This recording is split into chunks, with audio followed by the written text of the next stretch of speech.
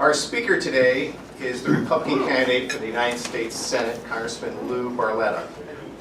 Lou has an important supporter coming to Lancaster immediately following his talk, Vice President Pence, and will need to leave promptly following his remarks.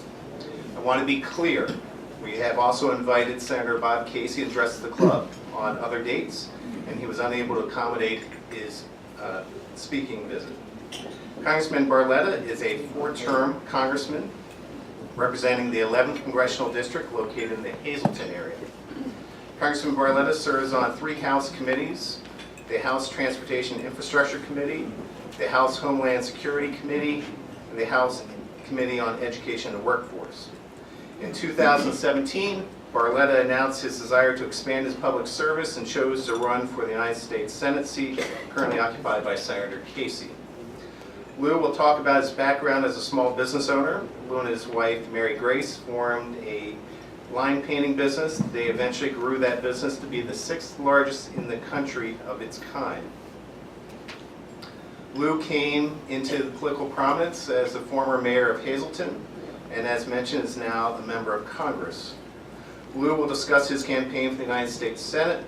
Specific issues Congressman Barletta plans to cover is the economy, immigration, and the infrastructure. Lou and his wife, Mary Grace, live in Hazleton. They are the proud parents of 4 grown daughters, and they have 8 grandchildren. Fellow Rotarians and guests, please warmly welcome the Republican candidate for the United States Senate, Congressman Lou Barletta.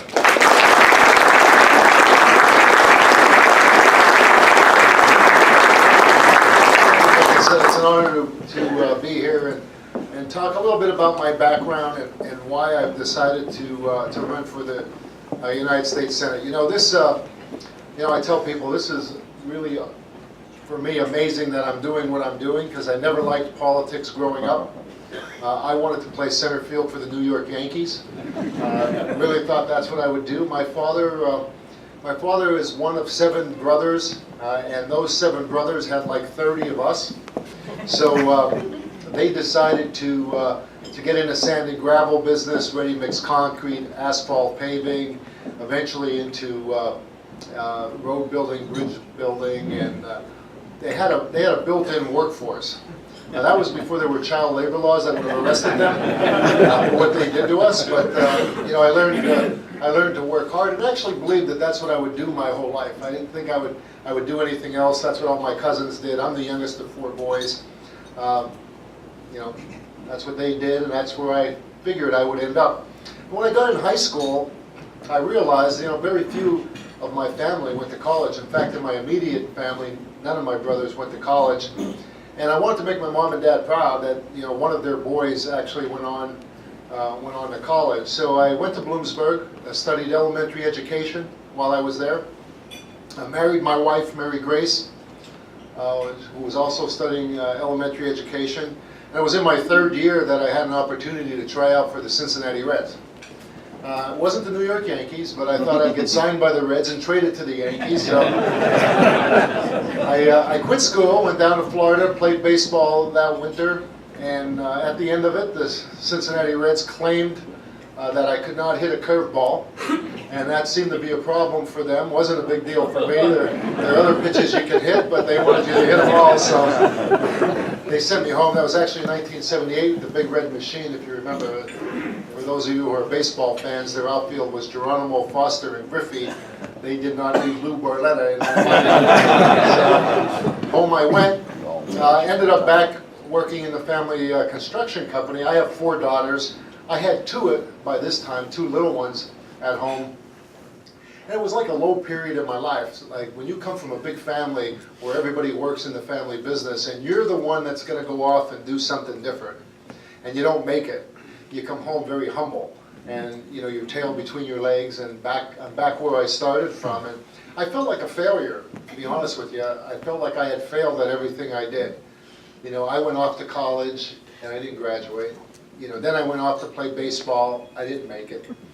I ended up back where I started. And I couldn't go back to college because we had 2 little ones and I needed the money. So one day I got a postcard in the mail. It said for $29.95 you can stripe your own parking lot, paint the lines in your own parking lot. And I kept that card in a desk, and one day it all came to me. I had a great idea. I couldn't wait to get home, and I told my wife, I said, I got a great idea. I'm going to quit my job, and we can start a line painting business. Now, she should have left me on that day. She said, what do you know about line painting? I said, I don't know a lot. I know there's yellow lines in the middle, there's white lines on the edges. And she said, well, we have like no money. How are we ever going to start a business? Now, you know, we weren't even living paycheck to paycheck at that time. We were living paycheck to Thursday. If she were here, she'd say no, we were living paycheck to Wednesday. And I showed her, I said, $29.95, that's all we need to start a business. So I did quit my job, and for $29.95, you get 6 white aerosol cans, 6 yellow aerosol cans, and this little machine to put the paint in. I would hide in the bushes when cars came by because I was ashamed to let anybody see what I was using. So I went home and I told my wife, I said, we need a real machine. I don't even think it's legal what I'm doing. So I was just a young guy, walked into the bank, told them of my dream, my idea, and I walked out with a $2,500 line of credit. It wasn't a lot of money, but it was enough for me to buy a real machine, a real paint machine. And we made a little money with that machine, so we bought another one, we made some money, we bought another one, then we bought a truck and another truck. And in 5 years, our business grew to be the largest of its kind in Pennsylvania. And when I sold the business, when I became mayor of Hazleton, it was the 6th largest of its kind in the country. And I tell that story because that couldn't happen today. You know, because of Washington, because of the regulations, you know, we've taken away the entrepreneurial spirit of this country. Just because you have a good idea, you're not going to walk into a bank and walk out with a line of credit.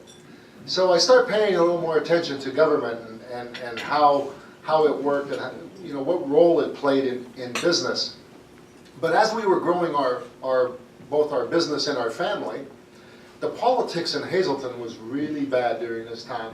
The mayor and city council fought all the time, every day. The headlines were very negative. So bad that businesses were leaving. Nobody wanted to be in Hazleton. It was so bad, one day in the Hazleton newspaper, on the front page was a picture of a Hazleton city councilman who was being taken out of City Hall on a stretcher after he was beaten up in City Hall by the highway foreman while the mayor of Hazleton watched it happen. So I had gone to the politicians and I said, you know, this isn't good. This isn't good for my family. It's not good for business. Why can't you run government like a business? And they told me to be quiet. You're naive. That's not the way politics is. Go away. And that was the wrong thing to say to me. I got mad, ran for city council. Once I got on council, I realized I disliked politicians even more than I thought I disliked them. I had to be mayor. Hazleton was literally, at this point, bankrupt. We could have went at 47. But when I was elected mayor, I didn't want to do that because I thought it would be more difficult to get businesses to move back in the city. So I called the unions up. I said, come on, sit down with me. Let's work this through together. Let's try to get out of this deficit, this jam that we're in. We had a $1.2 million deficit, and it was only a $7 million general fund budget. And in 2 years, we wiped out that deficit, and we had a $500,000 surplus. I was voted Pennsylvania Mayor of the Year. Businesses were moving back into Hazleton. Things were going great. And then this is where you may have heard of it. It was during this time and this growth of the city, we started noticing big city problems that we were not accustomed to. Overcrowded apartments, absentee landlords, gangs began to move in. The crimes became more violent. And Hazleton was a pretty sleepy town, as it was described, but it had changed completely. Our population had grown by 50%, which is a huge growth for a city, but our tax revenue stayed the same. So imagine having 50% more people to provide services to, but not an extra penny of tax revenue to do it. Well, obviously services were cut down. We didn't have enough police, we didn't have enough code enforcement. Every health department, every aspect of government, the quality of life was changing because we couldn't take care of the people that were there. Our hospital was affected. Usually you would wait 15, 20 minutes if you went to the emergency room for health care. People were now waiting 6, 7, and 8 hours because people were using the emergency room for primary health care. Our schools were affected, and as I said, gangs came in and started recruiting children 9 and 10 years old. I remember one Friday night in October, big night in Hazleton. Friday nights in October, high school football nights. Kids would go to the game. go downtown, hang out at a local pizzeria. This Friday night was a little different. On a drug deal gone bad, a man named Hector Luna shot 2 people 100 feet from where these kids were standing, and killing one and wounding the other. And it terrified the people in Hazleton. We might have one murder every 7 years, and people would talk about that one murder. And Luna, who did the shooting, was in the country illegally. And then we realized through investigation of crimes that followed, we had an illegal immigration problem. I have no idea why. We were 2,000 miles away from the border. But we had a problem that was bigger than what we could handle. I had gone down to Washington in December of 2005, and I had asked for help. I met with the Department of Justice. I told them about the illegal immigration problem. I told them about the gangs. I told them that I didn't have the wherewithal to deal with the issue. People were expecting me to do something, and I didn't know what to do. And they were great. They brought in all these experts to talk to me, and at the end of the day, they gave me a nice coffee mug, a lapel pin, pat on the back, sent me home. And I realized they weren't going to do anything to help us. Very shortly after that, May 10th, 2006, a day I'll never forget, a young man named Derek Kishline, father of 3 little children. Derek was 29 years old, was working on his pickup truck, and he had some words with Pedro Cabrera, who was the head of the Latin Kings. Cabrera had been arrested in New York and other cities. Arrested 5 times and let go, New York being a sanctuary city. Cabrera went in his car, got a gun, stuck it between Derek's eyes and shot and killed him. We spent half of our yearly budget in overtime in the police department in catching Cabrera and his buddy. And I had to sit with Mr. and Mrs. Kishline when they said to me, why was this man still here and our son is gone? Why is the father of our grandchildren gone and this man was still here? And at that point I had enough. I had no choice. I wrote the first law in the country in trying to do something to solve the problem back in 2006. And I was sued, and the case went on to the Supreme Court. But one thing I learned, that Washington had failed. That because Washington had not acted and did what the people, and we're looking at it today. It's 2018. We're still, looking as a caravan's coming up into the United States, and it's because Washington didn't do the job that it was supposed to do, and mayors like myself were forced to try to do things. So when I went to Congress, when I was elected, I sort of had a bad attitude. A bad attitude in the fact that, that Washington didn't do what the American people hoped it would do and should do. I remember the first 6 months walking around the halls of Congress, looking at the statues of people that I studied in history class and thinking, how did I get here? How did someone like me get here? Second 6 months I walked around thinking, how did they get here? So I was a frustrated member of Congress because I was a mayor who had to work with people on both sides of the aisle. It didn't matter. When you're a mayor, you got to get things done. When you're in business, you have to make decisions.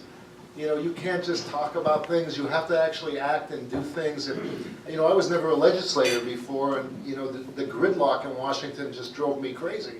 And especially with all the problems that we knew we had, but nothing was getting done. It seemed like all everyone was doing was talking about it. So when Donald Trump announced he was running for president, I was one of the first to endorse him only because I didn't want another politician.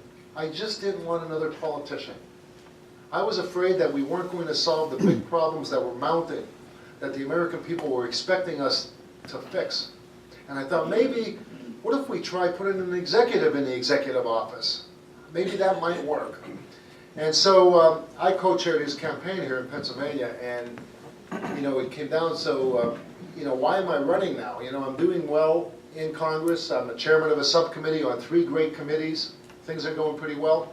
So why would I give it up? Why would I give up my seat that I worked so hard for to run for the United States Senate? The seat that I had, I probably could keep for a long time if I wanted to. I remember getting a phone call actually in my apartment.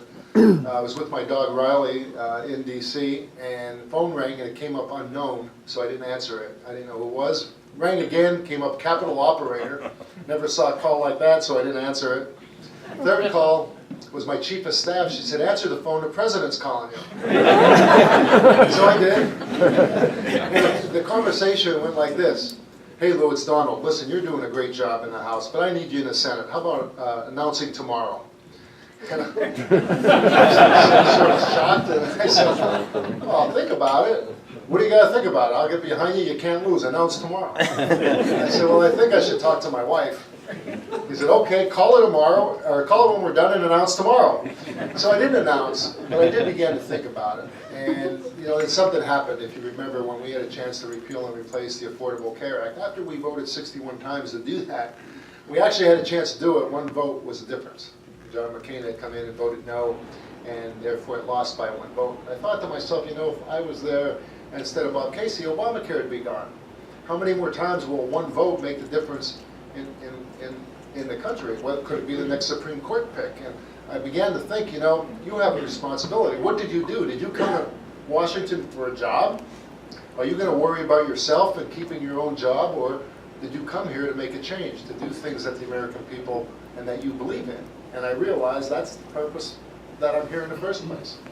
That if you really believe in what you're doing and you believe that your ideas are better than the other person, then you need to step up. You can't just protect yourself. So I decided, I did decide to run, and I do believe that this 1 seat is very, very important. I believe the contrast between what I believe in, what I think we need to do for this country, and Senator Casey, who I'm running, couldn't be any greater. I don't think the contrast could be any further apart. I believe the fact that if we were able to lower taxes and let people have more of their money, to let businesses become competitive around the world, and if we can lower some regulations, that we could get this economy rolling.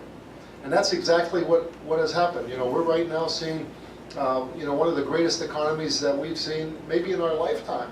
GDP at 4.2%, unemployment at 3.7%, African American unemployment at an all-time low, Hispanic unemployment at an all-time low, women's unemployment at a 65-year low. There are actually today more jobs than people who are unemployed. 4 million people have come off of food stamps. That's a wonderful, wonderful statistic. 4 million people no longer are dependent on food stamps. This is just the beginning of what we can do. So I don't want to stop that. I think it's important that we continue with the policies that are putting people back to work, giving people hope again, that have given up on government. The fact that I believe that strong national security is important to the American people. It threatens our jobs, it threatens our security. And that's the differences between myself and Senator Casey, who's against the tax cuts, believes more regulations, especially here in Pennsylvania, where energy is a future for so many jobs and for manufacturing. As I travel out in western Pennsylvania and I see the opportunity that we have because of the natural gas, and in northeastern Pennsylvania, I'm thinking, this really is the future for us here. Many senior citizens, my congressional district has a lot of senior citizens, and many of them are sad because their children have left Pennsylvania because they couldn't find a job and they had to go somewhere else. And they're sad because they didn't get to see their grandchildren grow up. And I thought to myself, so what is it that we can do here in Pennsylvania that could keep these people, that keep our children here? And it really is, energy is an opportunity that we have. And again, that's the difference between myself and my opponent. So the contrast, I think, is pretty clear. I was a businessman, I was a mayor, I was someone who believes that the economic engine of this country is what's going to propel us and our children and our future. It's not government, it's not bigger government, it's not more taxes.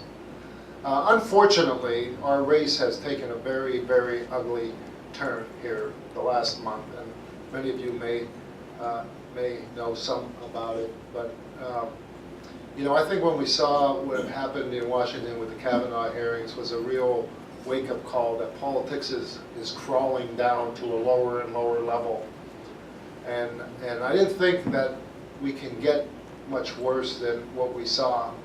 In America, you're still innocent until proven guilty, and you have the right to obviously defend yourself, and we saw all of that happening before our eyes. But here in Pennsylvania, in this race, unfortunately, it got a little worse.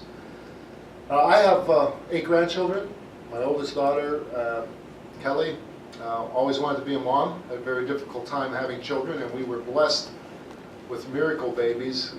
Kelly was blessed with twins, which we were so excited about. And unfortunately, just recently, little Jordan, the little boy at 18 months, was diagnosed with cancer. It was heartbreaking, stunning. I can't tell you the emotions that I was feeling. I had to go to 9/11 ceremony right after we just got Jordan to the hospital, and I had a conversation with the senator, private conversation, telling him about the birth of these twins, these beautiful twins, and now one has cancer, and it puts my Senate campaign in perspective, you know, when something like that happens in your life. About a month later, after I left there, my brother passed away, and I was very close to him. The senator also knew that as well. We buried my brother on a Friday. The next day, the very next day, a commercial went on across Pennsylvania mirroring my story that I told to Senator Casey about twins with cancer. And the woman in the commercial said that if Lou Barletta had his way, children like mine would be denied health care. And I can't tell you what it did to my daughter, my wife, my rest of my family, and myself, and I pleaded, please take that down. That crosses the line. Elections are not that important. And the answer was basically that votes have consequences and you'll be held accountable in November. I just think I think we deserve better. I think in this country, you know, we just have to raise the level of how we treat each other in campaigns. I understand it's tough stuff, but there comes a time where you can't cross a line when you start hurting people. So unfortunately, that's where we are with this campaign. It's been tough for me, but we're going to keep going. We've got 3 more weeks. I'm going to talk about ideas about what I want to do for you, what I want to do for Pennsylvania, what I want to do for our country. And I can tell you the 8 years that I've had the opportunity to serve in the United States Congress has been one of the greatest honors that any man or woman can have. So I want to thank you. I want to thank you for caring about your community, for being involved. This is unbelievable, the size of this Rotary Club, which is just fantastic. You all can be commended because that's really what it is, right? It's about service back to your community. So thank you very much.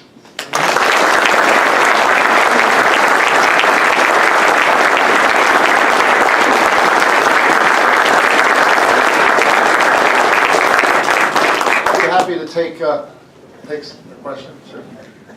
Michael Cutler suggests that interior enforcement of illegal immigration is very important.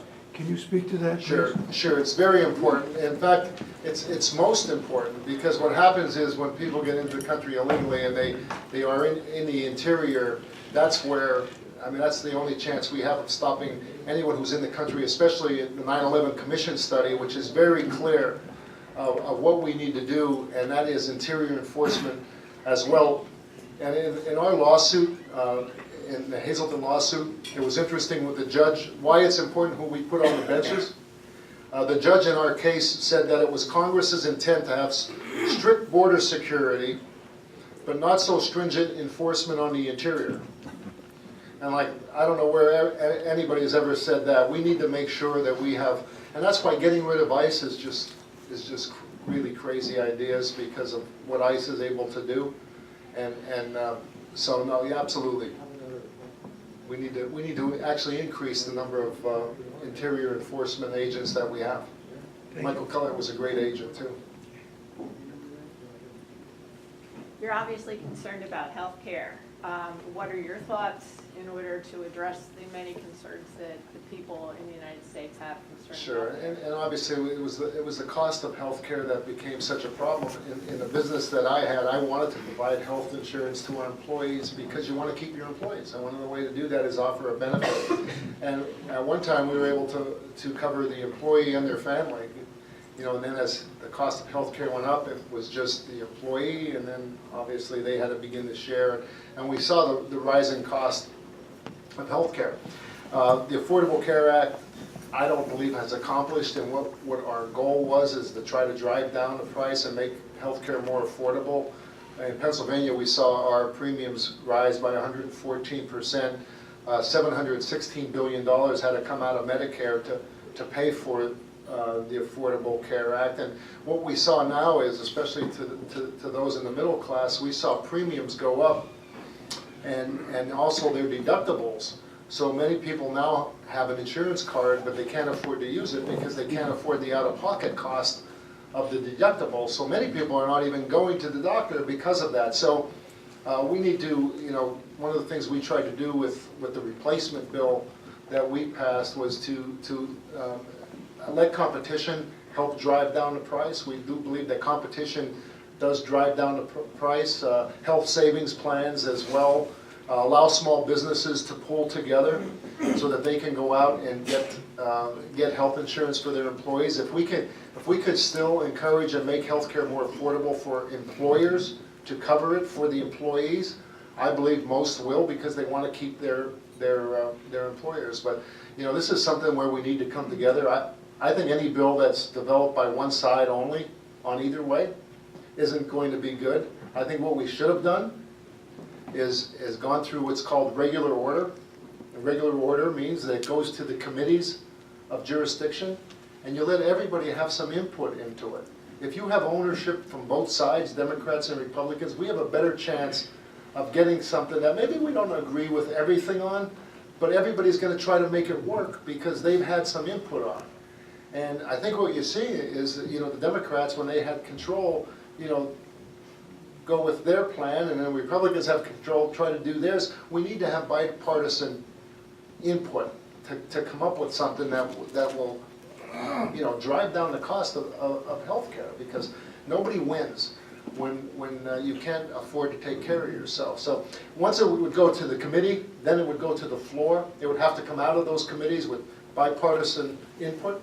Then it would go to the floor, where every member of Congress would have an opportunity to weigh in, and then let's vote on it. If you look at the biggest legislation in our history, it was always bipartisan support on it. It's only recently that we've now come to the point that one side has to do it all. And when you do that, I think it has less of a chance to be good for everybody. So why wasn't there an effort then to tweak and improve Obamacare rather than just abolish it with no other plan? Well, it was because we didn't believe that the individual mandate, forcing people, which was really what was keeping Obamacare above water, was forcing people to buy insurance, which ended up being one of the largest taxes that we've ever seen, and penalizing people if they didn't buy insurance. We didn't believe that you should force people or penalize them, or even penalize people because they had too good of a plan. They were ideas that, without the individual mandate, Obamacare really didn't have the finances to be able to survive. But I think the biggest problem Americans had was you wanted to throw it out without an alternative. Well, we did have an alternative. So we voted to repeal Obamacare in 2011, which Obamacare didn't go into effect till 2014. So we did have an opportunity to try, and I agree with you. I've said this all along, that there should have been a replacement package ready to go, and I agree with that 100%. I am not a supporter of how that was handled. Thank you. You're welcome. Well, can I do one more? I'm sorry. I know they're going to. I just hate to leave people with questions. Question about your stance. We had pollster Terry Madonna here talk about Senator Casey, calling him a pro-life senator. I played high school basketball with Senator Casey. Bob Casey Sr. was a pro-life, and Governor Casey was a pro-life senator. But Lou Barletta is the I was endorsed by Pennsylvania Pro-Life.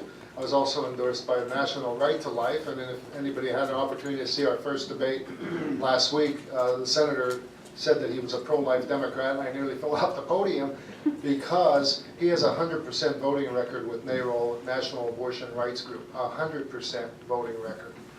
He was also endorsed by Planned Parenthood and took $70,000 from Planned Parenthood. I didn't know how he could tell people in Pennsylvania that he was pro-life when he's not. You can't be both on that issue. That's one of those issues where you can't be both, and you are what you are. But that was just untruthful to people to claim. He was in 2006 when he was first elected, but his voting record now is a 100% voting record for abortion rights, and he just needs to tell people that. Thank you very much. Thank you.